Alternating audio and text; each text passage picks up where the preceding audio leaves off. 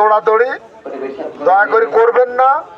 আর ভিড়ভাট্টার ভিতরে যেখানে ধুলাবালি ওড়ার সম্ভাবনা সেই রাস্তাগুলো একটু পরিত্যাগ করে অন্য সাইড দিয়ে ঘুরে যাওয়ার জন্য একটু চেষ্টা করবেন ইনশাল্লাহ। আসসালামু আলাইকুম ওয়া রাহমাতুল্লাহি ওয়া বারাকাতুহু।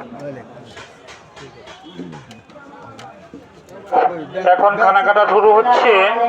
এখন আমাদের খানা কাটা শুরু হচ্ছে।